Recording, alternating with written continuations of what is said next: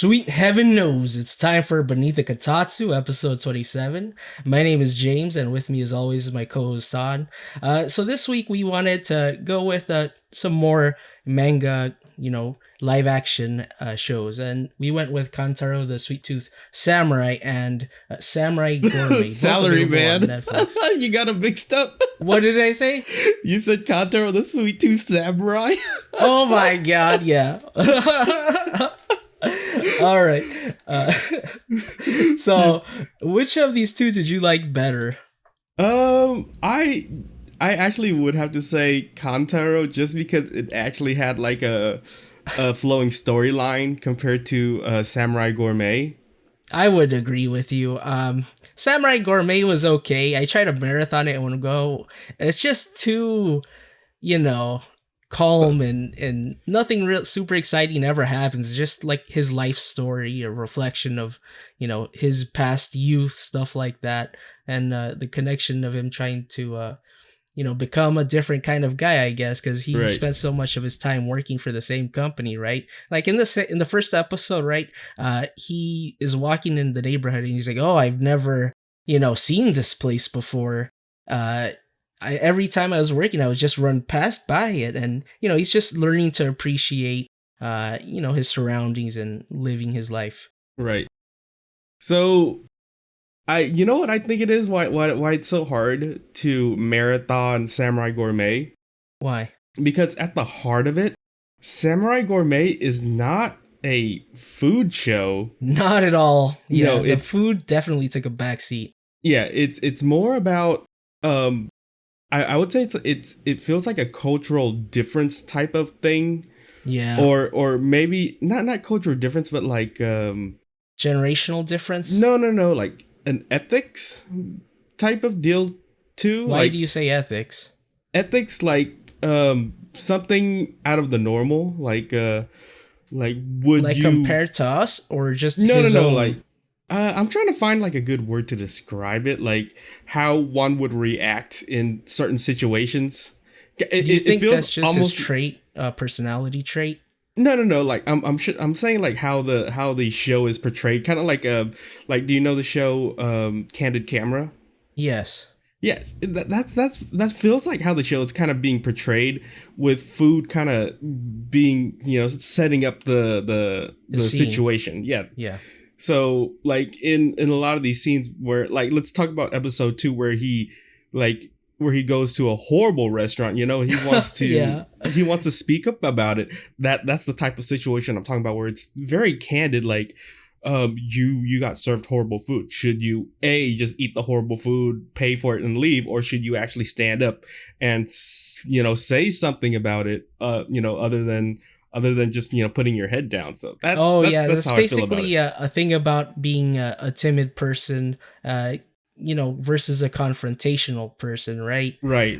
And maybe it's because of his background. I know a lot of people, like in my personal life, that would probably be just pay the bill and leave.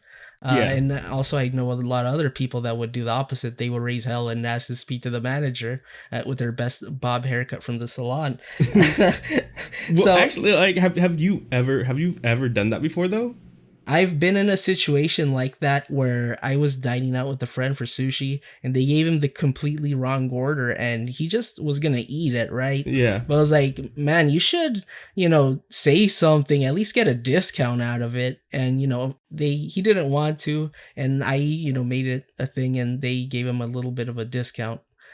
So yeah, it's just like, if you don't say anything, they're just gonna, get away with it type of thing. Well, it's that they don't even know. Like, if you didn't even say anything, they wouldn't even know that you did something wrong. But I feel like in Japanese culture, it goes both ways, right? Because if you do speak up, they're more than willing to change your order or, do the right thing. Exactly. But the thing is that Japanese people are so timid, they kind of don't want to say, because of the culture that you don't want to embarrass, the chef or the waiter or something like that. Right. That you got served. Well, he was the only person in the restaurant, and the situation I was talking about, we were the only two people in the whole place, and they somehow gave us the wrong order. But well, in a restaurant, it's hard to manage, Yeah.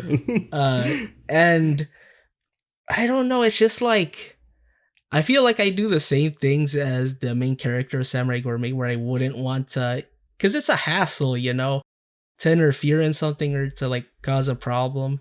It's Right. just sometimes it's just easier to just, like, whatever, okay, I'm just gonna eat the food and go about my day. It sucks that the place left a sour taste in my mouth, but that's life. Not every At least they restaurant's try to gonna be make it good. right. Right.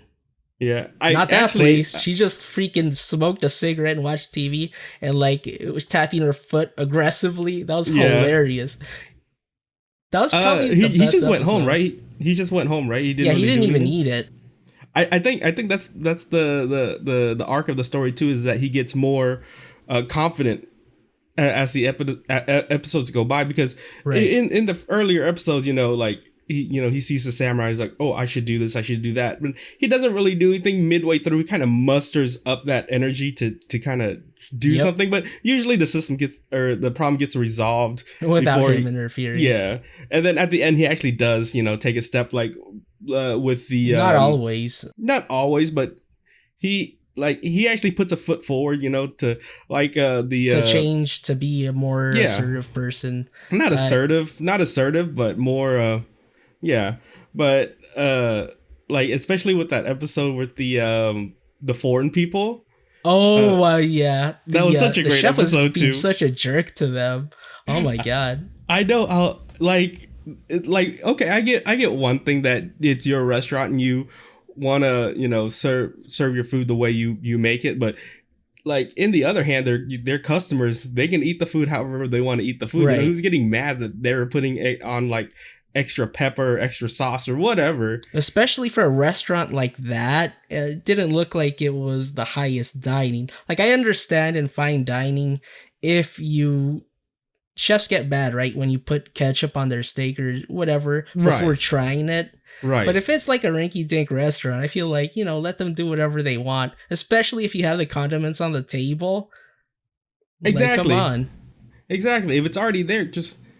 and I don't get the point of like just straight up going to them and shouting at them. Like, that's not going to solve anything. Oh yeah, that was super fucked up. Like, I try to imagine myself being in the feet of the foreigners. Man, that would feel super bad and awkward. Everybody's watching you.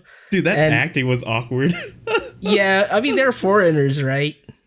No, but like the guy was yelling at him, and then they were just looking at each other, smiling, and kept on eating. And I'm like, okay. I mean, when someone's screaming at you aggressively like that, you should get a hint of what's going on. But maybe they were just interns or something like that. It's what the show was. They probably just hired him for the one day thing. Probably extras. Yeah. Actually, I actually have a story of that. What was that? Not regarding like shouting, but regarding a wrong order, because this was pretty hilarious. Because this is like the wrong order I could have ever gotten, right? Yeah. So when I was on my trip to Vietnam, and I was at the mall, and I wanted something to drink, right? Mm-hmm. So I could easily like just call my order like 1 2 3 4 5 whatever. That's pretty easy to understand, right? Especially if you go to like a country where they don't understand English, you can still kind of point at stuff, right? So I walk into this like boba shop type looking place, and I'm looking at the menu, and it has like a Vietnamese menu at the top and an English menu at the bottom, right? So I'm like, oh, okay, so they should at least understand a little bit of English, right? So I'm with a friend, and we're talking English, right? Girl on the front counter freaks out because I guess she doesn't understand English, right? So she runs in the back, I guess calls her like manager, or calls another worker that somewhat understands English, right? Right. So I go to the counter, right, and I'm looking at, and like you know how they have like those promotion posters, like right when you walk in, kind of like what their promotional drinks is? Yeah, of course. They always have that. Yeah, I walk in and I'm like, oh look, a passion fruit drink. I want to try that. So I go up to the guy, right? And I'm like, can I get the passion it was like the dark what was it? Dark boba? Not dark boba. It was like dark syrup, passion fruit type drink. Okay, I think that's what it was called, right? And I ordered that, right? And the guy goes back to me, dark, and I'm like, yeah, dark.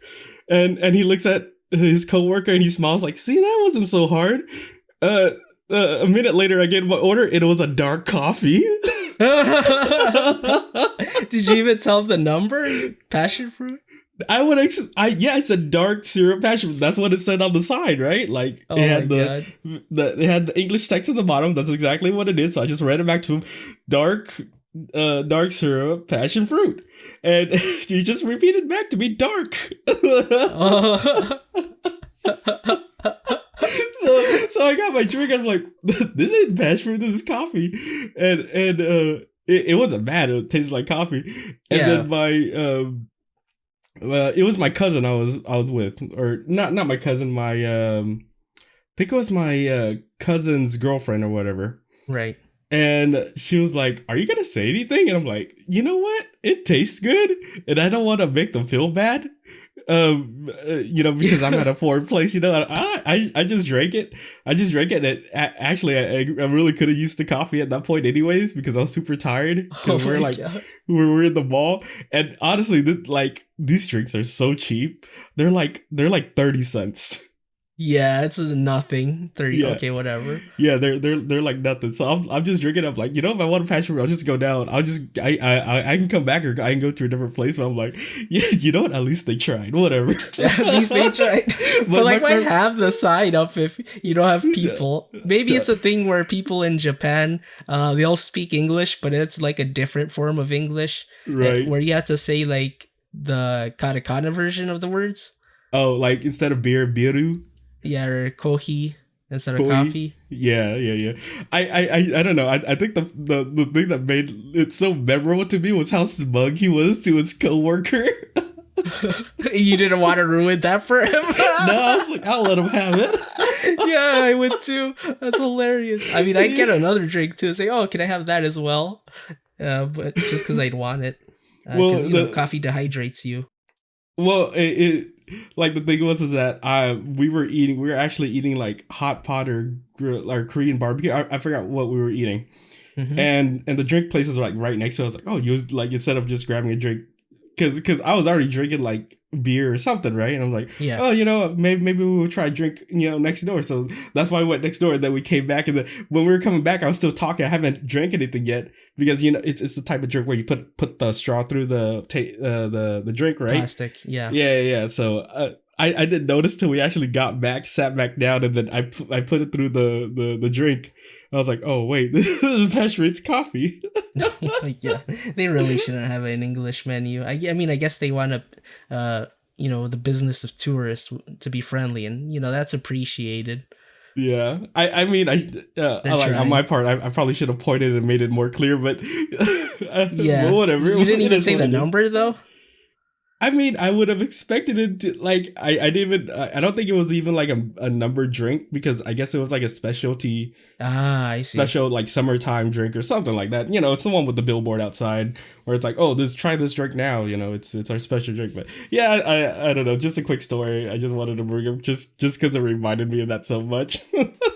Yeah, like what I liked about Samurai Gourmet too is that even though all these food shows that we've been watching before, all the food looks pretty great. Yeah. And in this show, they made it like they weren't scared of showing sketchy looking food, especially with episode 2. But like in other episodes where it was the, remember the umbrella bar place? The place where that was awesome, dude. I know. I mean, dude. You're talking about the umbrella bar, right? That was actually like it. I was actually going to ask you what was the one food you wanted to try the most in Samurai Gourmet. That was yours? Mine was actually the one from the bar, the stir fried tofu, from that one, right? It's basically just a giant chunk of tofu that's been stewed tofu. Yeah, that's exactly what it was. Yeah. That looked sketchy to me. I was like, I don't know, man. It looked so good to me. It was basically stewed tofu with a bunch of like, it's basically bar food. Right, perpetual food. The only thing is, the pot it was in looks, when I cook at home, when my dad used to cook at home, he had these pots and pans that, pure steel that had those, signs of frequent use, like the little age, the blackish thing on the side. Home cooked food, delicious. Yeah. But combining that with a building that has low maintenance, it doesn't exactly inspire confidence in me. But at the same time, I've eaten at some sketchy Mexican food places, and I swear to God that for Mexican food, if the building is in a sketchy, condition, it tastes better than well-kept places. I don't know why. They're probably not going to pass the food inspection, but they passed the delicious test. I'm sure there's a bunch of like OSHA compliance issues going on at like at really sketchy places, but the food always tastes good.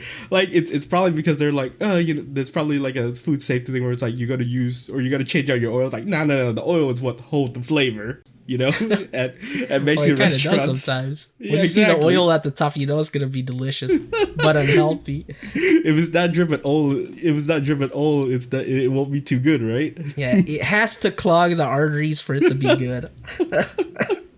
But I mean that's kind of countered with episode 2, right? Sketchy looking place, bad food, but that place was primarily a bar, and they just wanted day money from just people wanting to eat random food.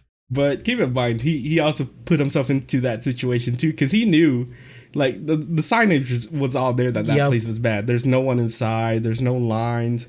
He basically just wanted to save himself from, having to stand in line.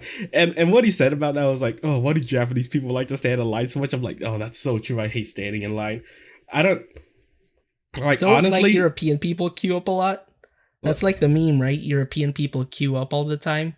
Oh yeah, I could see that too. Like I don't know if I could stand in line for more than like maybe 15 minutes at most in a line for food, because these days it's gonna be longer than that, especially with fast food.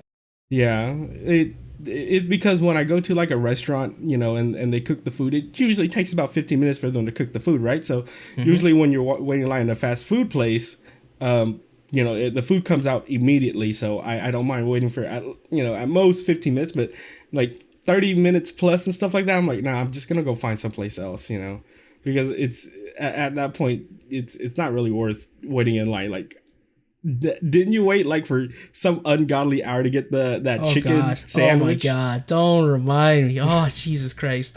Yeah, so this was just an issue of them not being prepared to like have somebody, like usually when you go to Chick-fil-A or something like that, they have cones directing traffic where to go. Yeah. This place is like, just wrap around the building.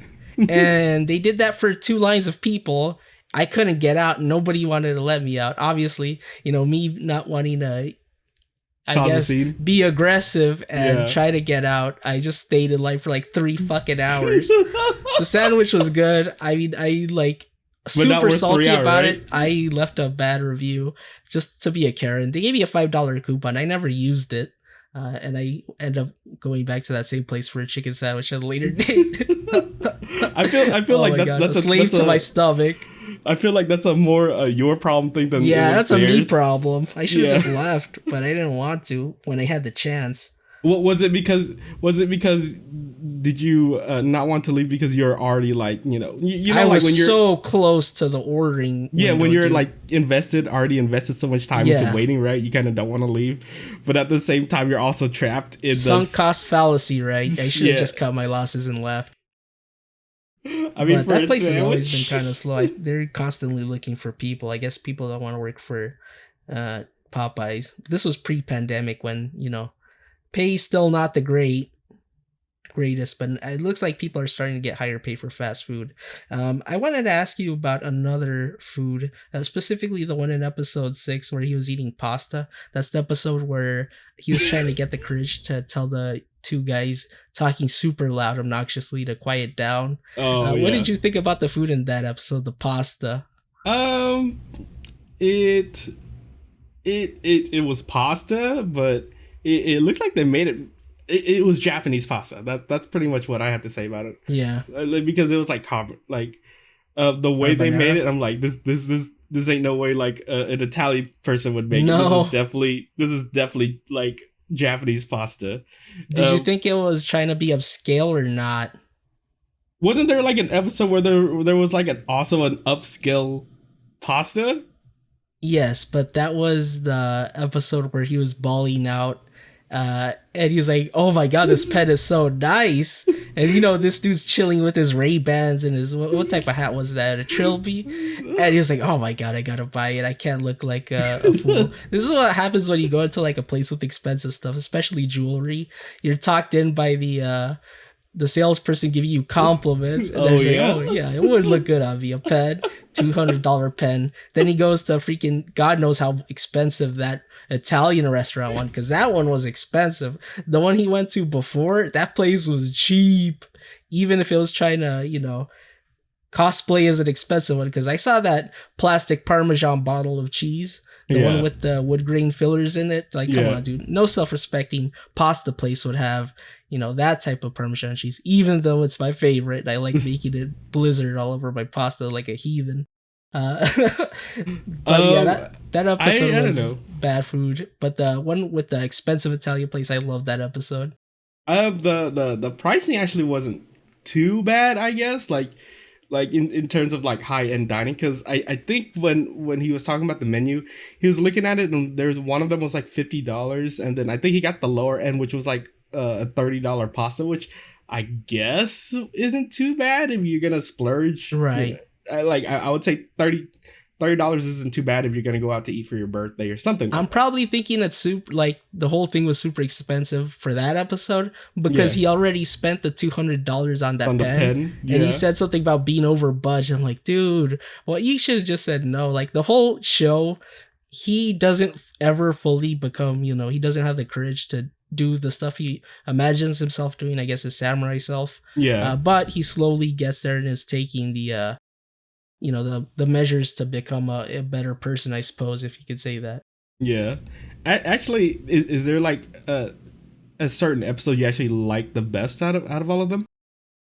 Probably that one, but there's a lot of nice moments. The shitty food one was the most memorable one, just because of the waitress was like so good at appearing like one of those monsters you see in video games. Oh yeah, like just giving like the worst service in the world. Actually, I've actually had this like had this like story about where I've had like horrible service.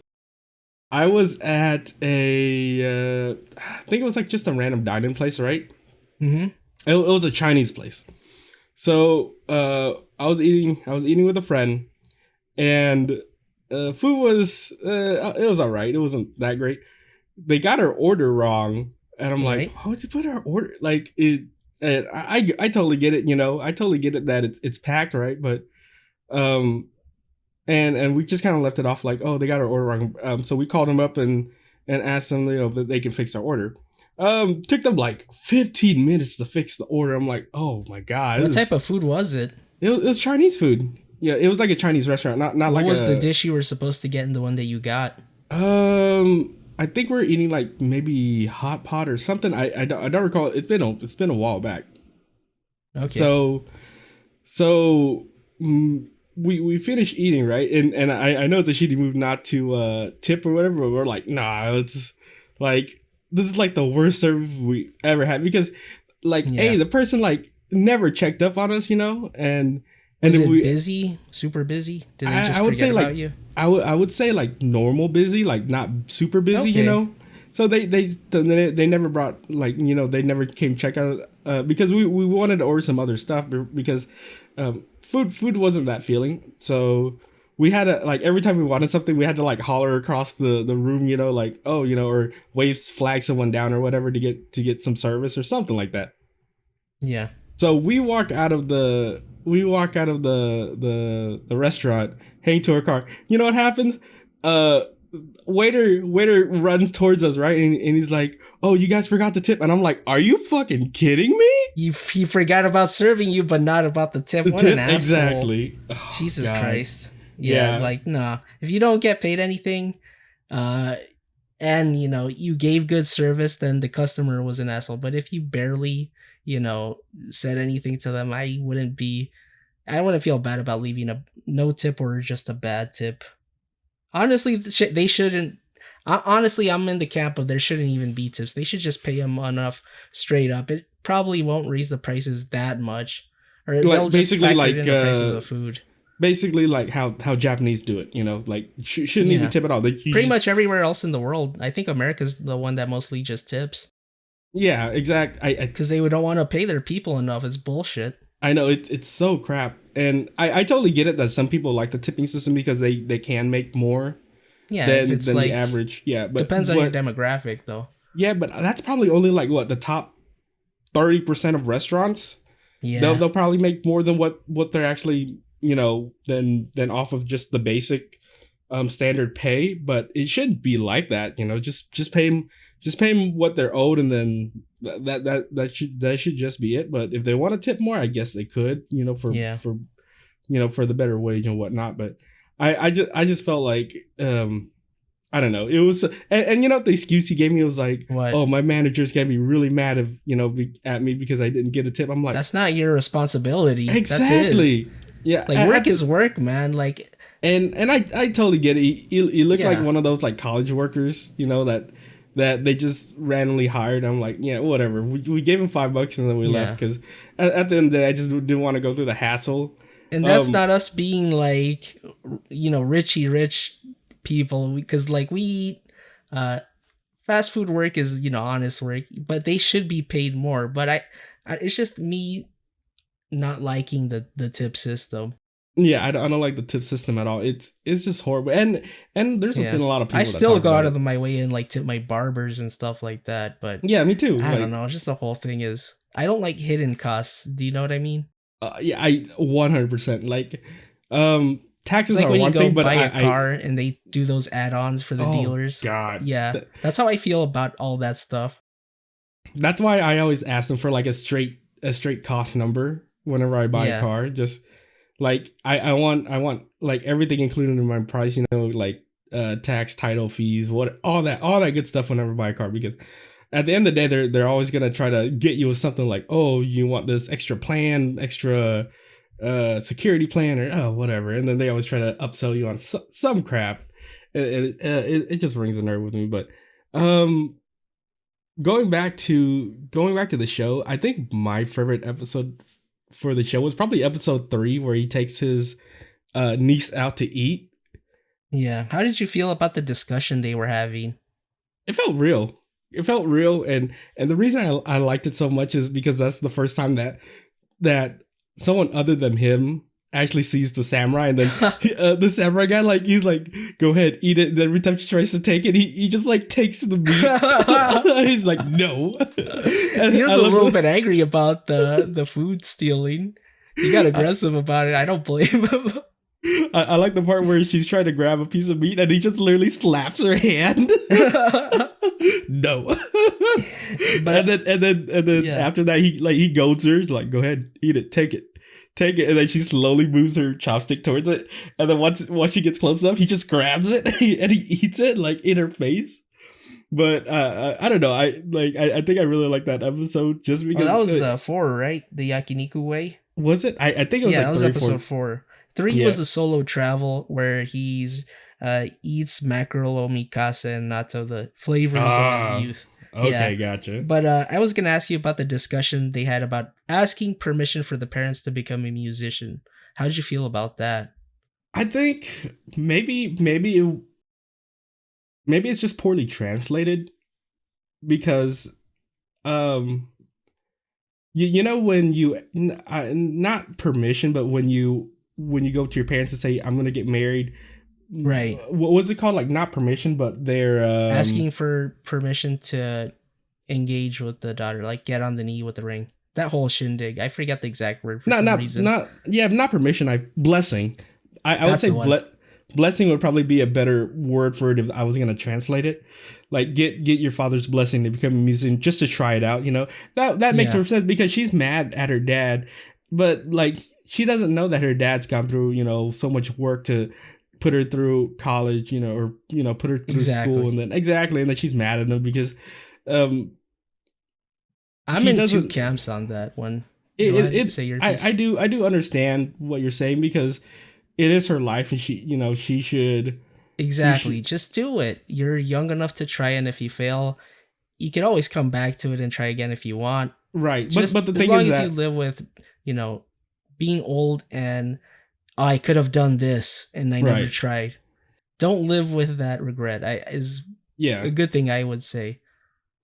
But the thing I want to say on the opposite end is like, if you're still living with your parents and then they're still paying for you, and then you haven't gone out of your way to show any progress or something like that.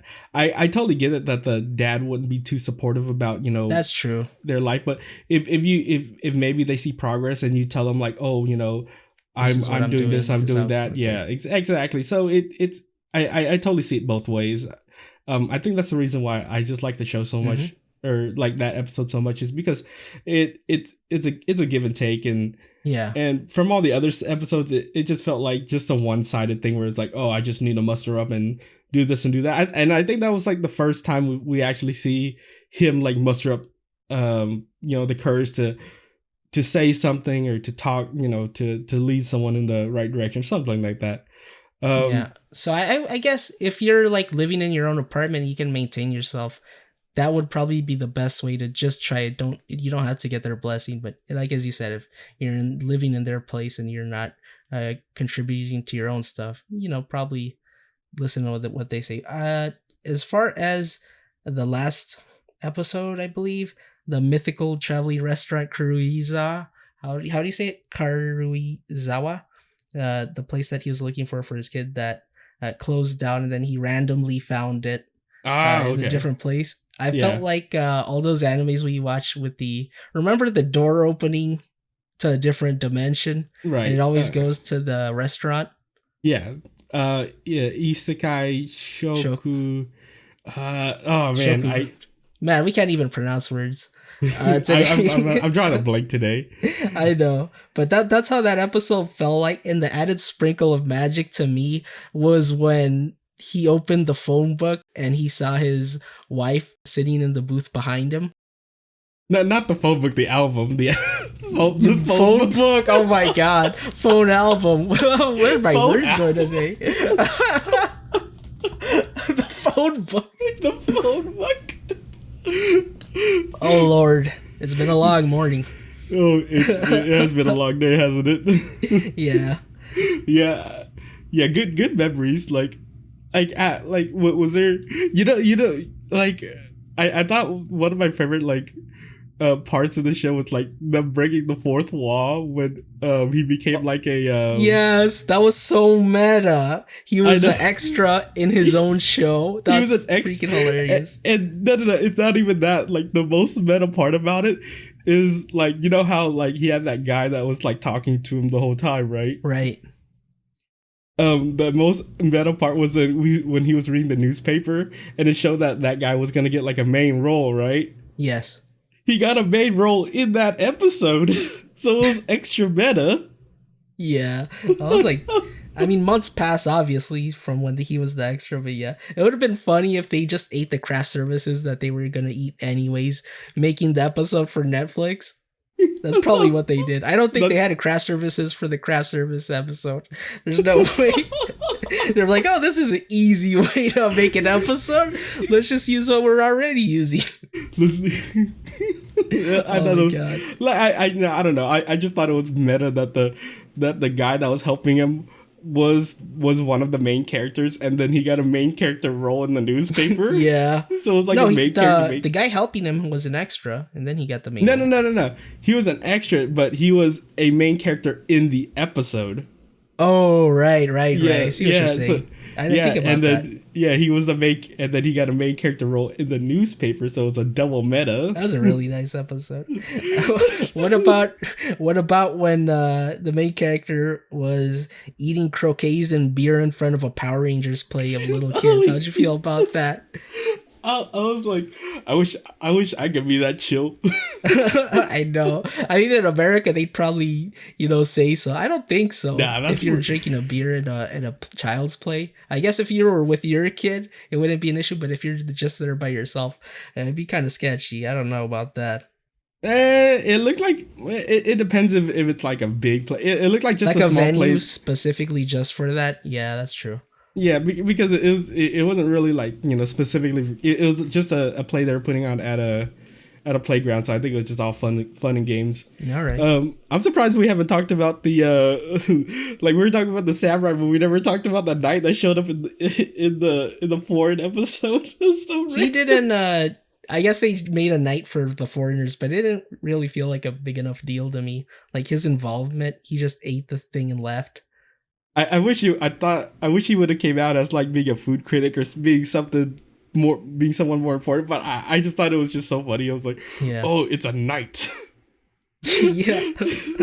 He was like, this guy isn't a samurai. He's more refined. Oh my god. He's a gentleman of a different extravagance. Right. And speaking of a gentleman of a different extravagance, let's talk about Kantaro the Sweet Tooth salary man. All right.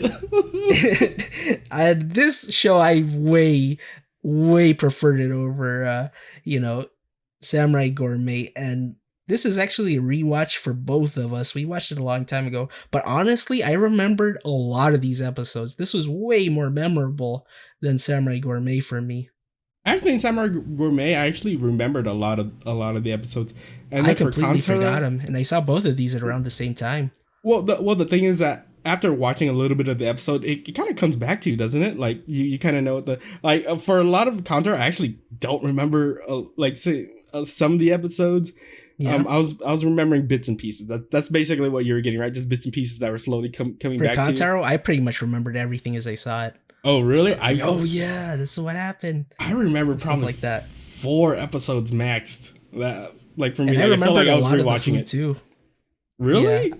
This was super memorable for me. Like I remembered a lot about it, surprisingly. And I don't know. For this show, it was actually a real food, like a real food show. For sure.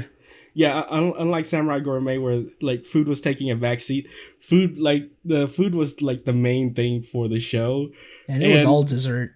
Yeah, and the best part is that it had a plot like that followed along in each episode that made you wanted to watch the next episode. I think that was why it was so easy to watch compared to Samurai Gourmet, where each episode is kind of like its own separate thing where you can just watch them apart from each other. And something else about this show is the reason why I remember it so much is that for the longest time, I just always kept on going back to Google, Kantaro Sweet Tooth Salaryman Season 2, finding out if they're ever going to release one. And I just, see people, oh, it's finished. There's not going to be any more, which is disappointing for me because this is definitely one of the times where I wanted more because I ship Dobashi and Kantaro.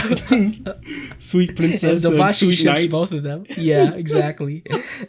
Especially the second episode where she fantasizes about him yelling at her and throwing her on the desk. Was that the second? I don't think that was the second episode. I think that might have been the third.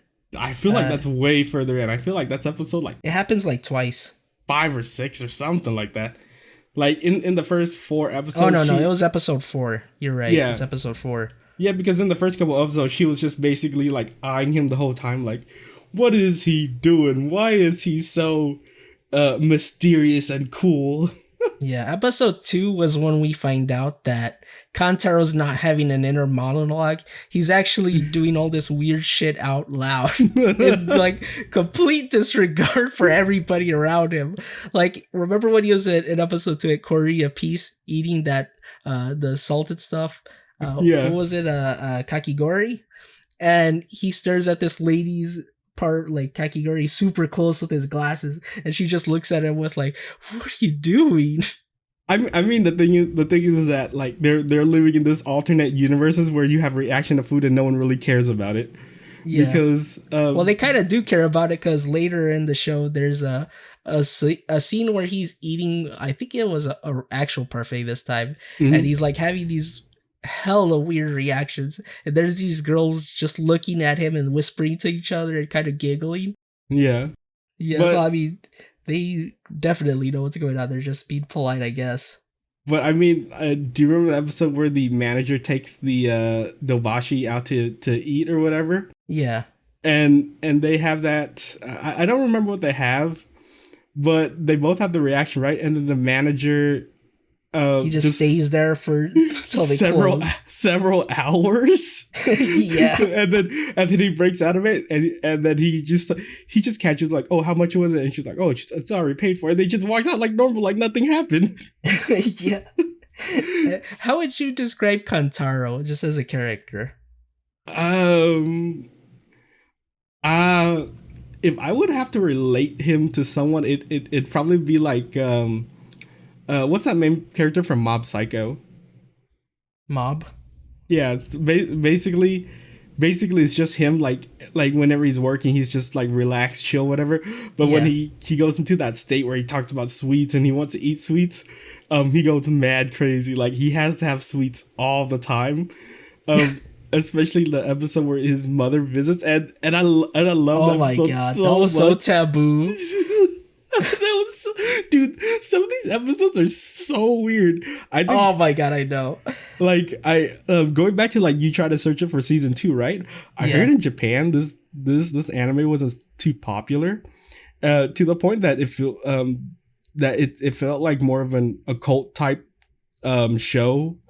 Following, yeah. I understand that. Yeah, and I'm like, really, this is a great show. Why are not like why isn't more people like watching it? I totally get that it's totally weird, but it has a great story, and the director did a great job, and they did a great job with like the everybody animation. knocked it out of the park. Everything was good in this show. I don't know why anyone would really hate it, but I think it's because it was a little bit too R+18, and this is just because I heard you say what you thought about Kantaro, but for me, he was like a perverted, like a sexual sweets predator type mixed with Clark Kent. Because remember when he was doing that episode about wearing the thermal gear under his suit? Yeah, because he has to sweat, like I guess he has to wear like a chastity belt to enjoy the sweet. He needs punishment before pleasure.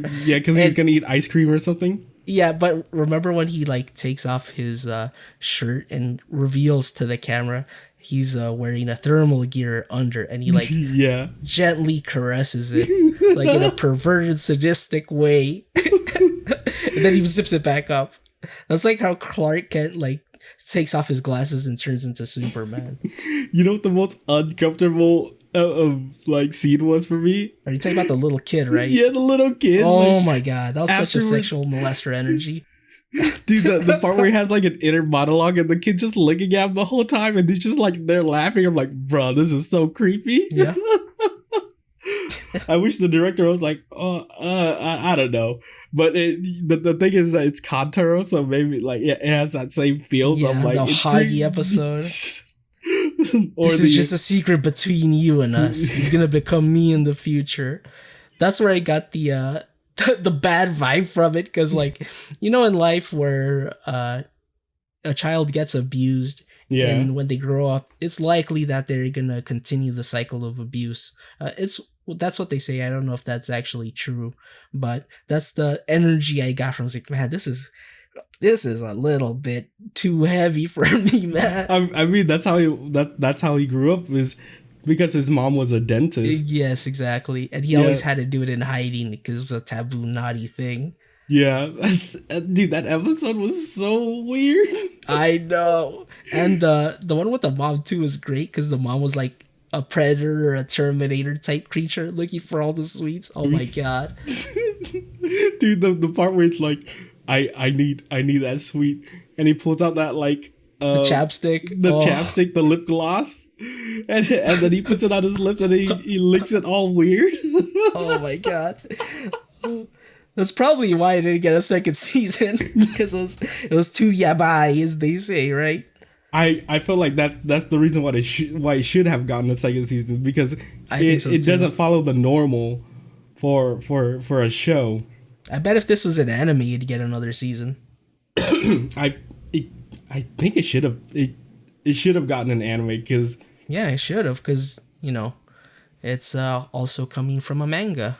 Yeah, it comes from a manga. It should have definitely gotten an anime, but probably not one from Netflix, because we've seen how that went with what was it? They're also making a Gundam live action. I hope it's not bad. I don't think they have the CGI budget to make really good looking mechs. I mean, the CGI for Kantaro is way off the roof. How good it was! It was so good. Yeah, I'm surprised. It holds up. Great tracking, great facial tracking, and because they had to replace everyone's head with like food. Yeah, it was like it was on the level of Bleach? What was that the cooking show Shokugeki no Soma. Whenever they have the reaction, they always go into like a third dimension where stuff just goes all over the place. That's how I think of Kantaro, where they just go into like a weird third dimension where stuff just happens. Like do you remember the episode with the chocolate? The chocolate and like after he eats the chocolate or whatever, was it chocolate? Maybe it wasn't chocolate. Was it the one with the manga artist for Kiko 5 or whatever? No, I think it was maybe the one with the kid. What were they eating? Hago or whatever? Ohagi. And after he eats it, he's laying on the floor. Mm-hmm. And then these people with like Ohagi heads come in. He's like, do you want half death or full death? And I'm like, was that your favorite one, right? That was your favorite one? No, I don't know. Like I just thought it was really funny because he was like, I'm young. I only want half death. And then they said like a Ohagi meteor at him. You know which one I really liked a lot? Which one? The one in episode 6. Remember the one with the, I guess, flamboyant manga author and his wife Maria? Yeah. And she had that super thick Gaijin accent that we always hear. I love that accent so much, by the way. The when they all have different heads. What was the food that they were eating? The matcha Bavarian cream? Oh, yeah. I used that screenshot of their faces as the foods for such a long time on my computer. I wish I could get it in 4K. That was such a good scene. I really like that too because the whole theme around that episode was like the marriage between like European and Japanese sweets. Yeah. And then that's why they had Maria be his wife. Now that makes sense. I didn't catch that until you said that. Really? I'm so surprised. Yeah, because that's pretty much the whole thing. And I love the ending of that episode where it's like, I've come up with a new manga idea. The salary man that likes to eat sweets. It was kind of an asshole move. That's like, no, we can't show this.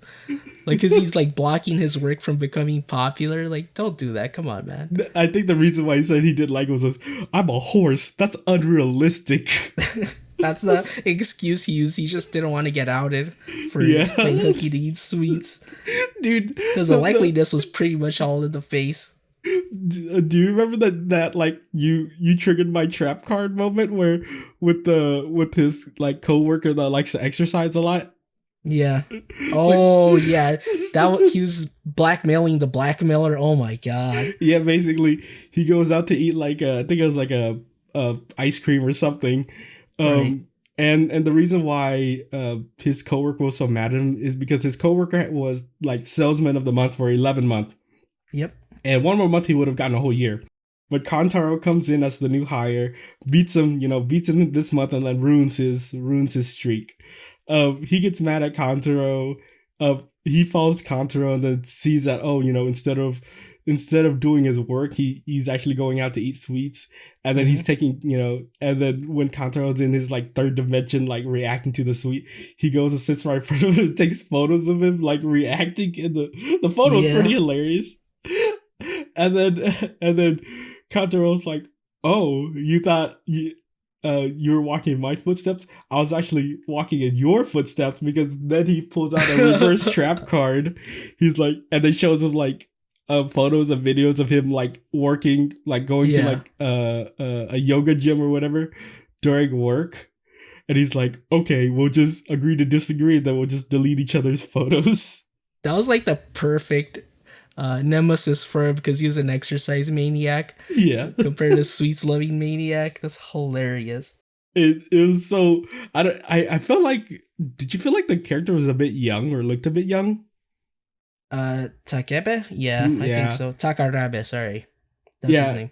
I just felt like, did they just hire like a 16-year-old or something? That's what it felt like to me. But nah, it's just that's how they look that's over there, young. Yeah, I guess he's just looks very 50. youthful. Yeah, it may like he also exercised a lot, so that's probably why Maybe he looks 20s, so youthful. Late 20s, I could see. Yeah, because Kantaro, he looks like what, late 30s, right? Mid, maybe 33. Yeah, he has a Rolex on his watch, so he's been working for a while. That man has money, especially to have a fridge with a what type of device was that? Like freed ice, the dry ice. Yeah, the dry ice compartment in his desk. That looked like the thing that they kept the relic in Cyberpunk. Oh, like his coffee desk, coffee cup desk, whatever. That's what it reminded me. I thought about Cyberpunk when I saw the desk with the dry ice clouds in it. It's like, I was hiding the sweets right in front of you the whole time, mother. He ate it right in front of her face. Oh, dude, it was so weird. Every time we go back to that episode, it just feels so weird. Did you like the interaction between his coworker that was trying to track him down the whole time? Dobashi, yeah, dude, I ship him. That's why I wanted season 2. I mean, at the end they do. Yeah, at the end, they do find out, and she asks him straight up. Do they? No, they don't. She asks him straight up. Yeah, but he deflects. He's like, just go back to work. No, it's like, I don't know what you're talking about. I don't know what you're talking about. And he just goes back to work. What outed him out? Oh, I feel like just bringing the chestnuts. That's right. Comment. Yeah, that's right. It's like, did you bring these chestnuts because of a certain comment from a certain sweet princess? And he's like, I don't know what you're talking about.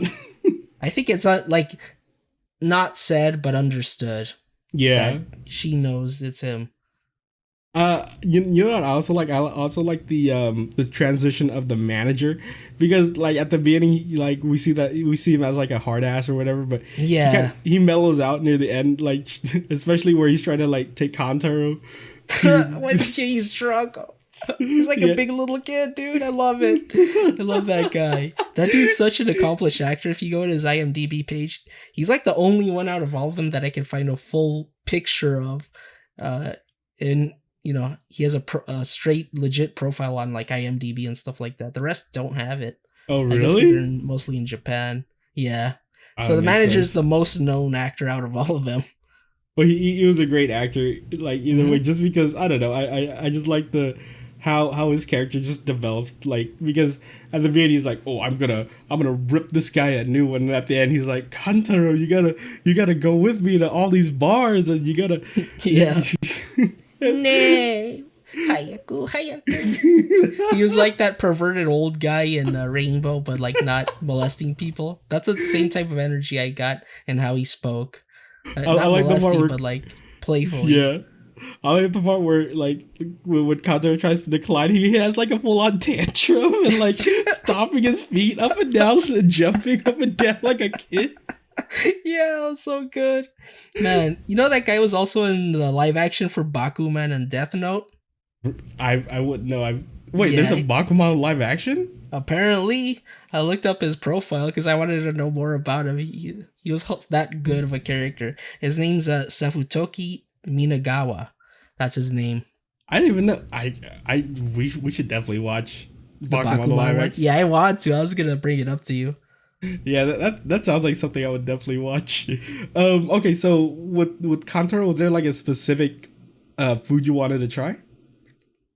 Oh my god, they make everything look good. I know.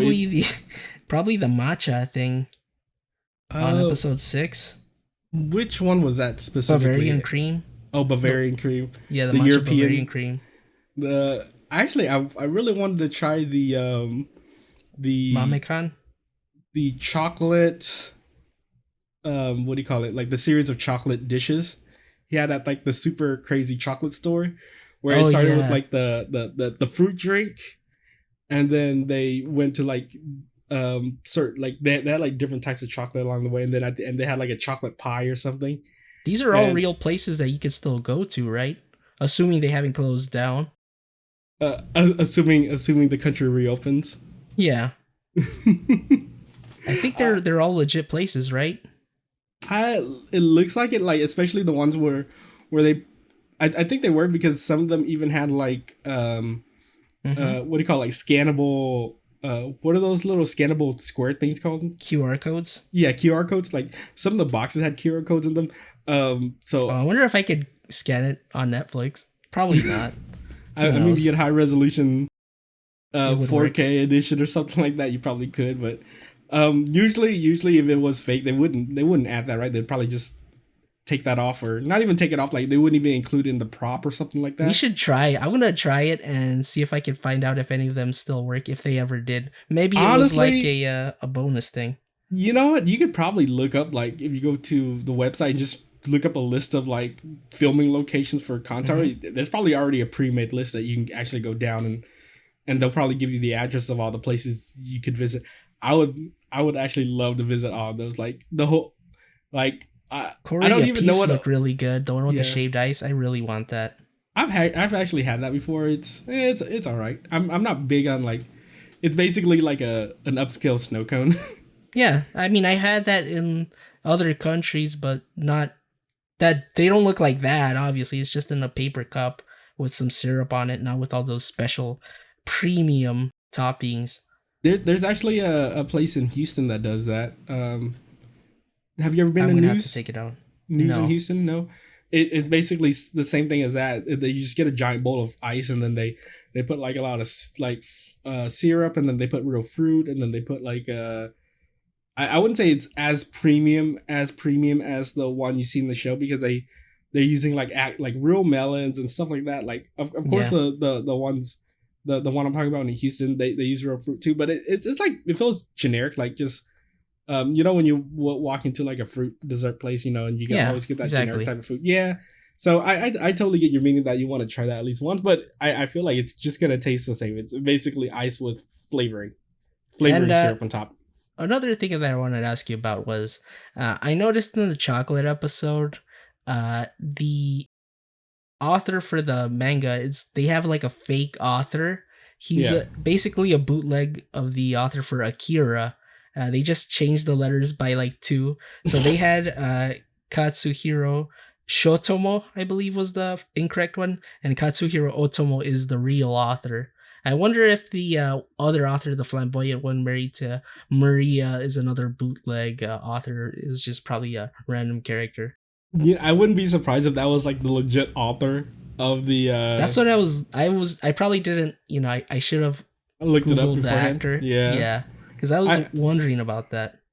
Yeah, because I wouldn't put them past that the author wanted to be in the show, and they just kind of put him in the show as a character. Could have even put him in the show as like a background character as well. Yeah, I could see that. It's the type of show that they could easily do that. But yeah. I'm honestly, it's how many years has it been? Like almost 4 or 5 years since the original airing of the show from Netflix. Definitely. So we've seen plenty of times where they reboot shows, like stuff like this, that I could definitely see. Like, just take a look at Midnight Diner. You know, like I think the original airing for it was like what, 2008, 2009 or something like that, right? Yeah, there's a big gap between the shows.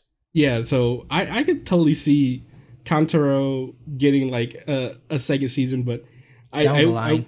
I wish it would have gotten more popularity, because I've like, just from looking up the show online, like I don't see a lot of people talking about it. It's like maybe same. I couldn't find much about it. It doesn't have a tremendous following that I looked. Yeah, it's a random comment here, random comment there, but nothing, no big crowds. Like if you really want to look up into like a show, like about the show, you have to dig pretty deep. Like that's why I'm saying it has like an occult following, but you won't. Yeah. You won't get anything crazy, and I feel so ashamed that it's not getting it's not as popular as it should be, because this is such a great show. It's such a high-end production. Show. Yeah, fantastic production. Oh my god, what would you rate both of these shows? Samurai Gourmet, I'd give it maybe 7. Kantaro, I'd probably give it an 8, maybe an 8.5.